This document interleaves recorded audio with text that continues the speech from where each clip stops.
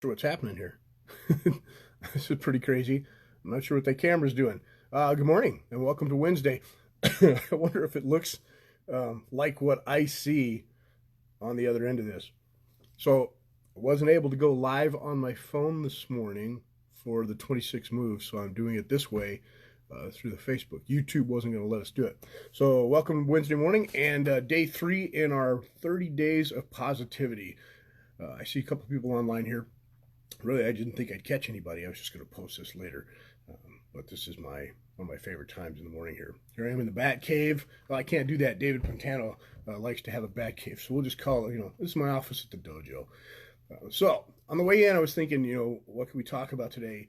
Yesterday was pretty cool. I got a lot of responses regarding how people look at the positive side of their life, which is good. I want to do that again today. The reason we're doing this is to share. I always learn from people, and the best way to learn is to ask questions. I'm the why guy. You guys know that. So on this morning, I woke up, and there was I want to say the smell of coffee outside my window, but it's funny because it's not the smell of coffee. It's a skunk. Now, some of you may or may not agree with me that skunks can smell like some of the coffees that they make today, and other things during the afternoon, if you know what I mean. But so I woke up, about 4 o'clock, 5 o'clock to this skunk smell. And I remember I had a student a long time ago who just loved the smell of skunk. Daniel, I was wondering, I can't remember what Daniel's name was. I remember it every once in a while, but it was a really long time ago. Daniel was a good kid, but he just loved the smell of skunk. And I thought about that for a while. And so I asked people, silly questions, what do you find appealing or that you like that other people really don't? And you get some really good, really interesting answers. So on the subject of being positive for 30 days, and I do this every morning, guys. I want you to understand this changed my life, having an attitude of gratitude, so to speak, and doing this. So I hope it does for you too. Got a few people here. I'm not really, my wife usually does this for me, but I hope you guys can see us. So let's do this. I got a pretty cool question. What's the difference, let's see if I can get this right, between positive reframing and being delusional? You get it? Positive reframing and being delusional. We do this to ourselves in everything. And along that, I'd like to give you a little quote that I heard. It was probably about 5 years ago. I was listening to this guy, a guru. He was an awesome guy to listen to, and his ideas were out there, which I love. You know that. And he said, "Listen, if you're going to be delusional, you might as well be happy." Like, wow, I love that. So today, what I'd like you to do, if you want to play along, toward the middle of the day, and right now, if you want to, tell me what you're grateful for. It doesn't have to be a huge list. I mean, you can go. Also, talk to somebody who said every morning they make a list of 10 things, 10 different things every morning. That's awesome. To task yourself with having to do something like that every morning it makes it a chore, but if it works for you, have at it. You can wake up and you can say, "I'm grateful for everything," and we all know we are. But to say it out loud and to pick one or two things that you're really grateful for, it really works. It's really magical. But let's do this.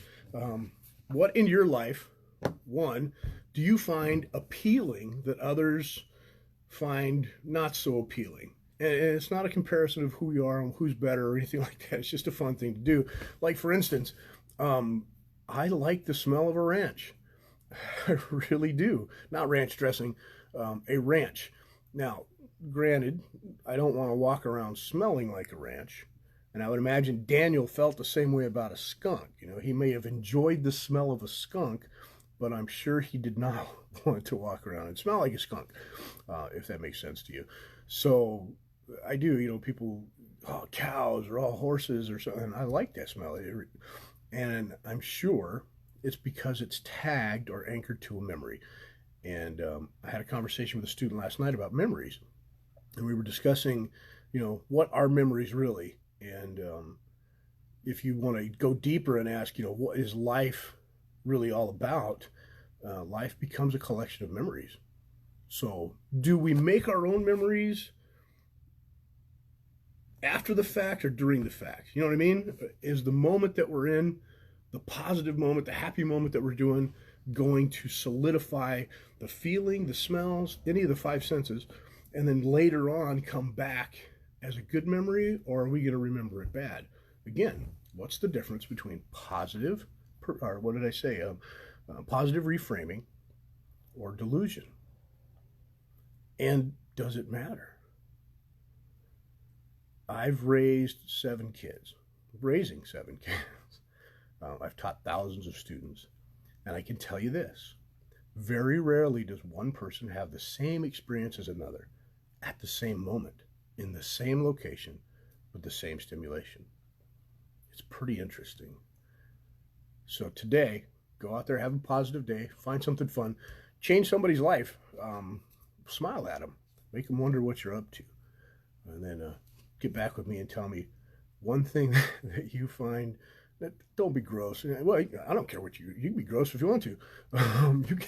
This is an open forum here. You guys can tell me anything. So let's have fun with it. All right, start your day in an awesome way. Attitude of gratitude.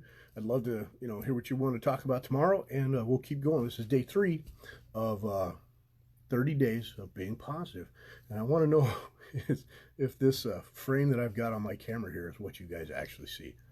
Have a great morning. I love you, and I'll talk to you. Maybe I'll talk to you tonight. We'll do some Kempo tonight. All right. Have a great day.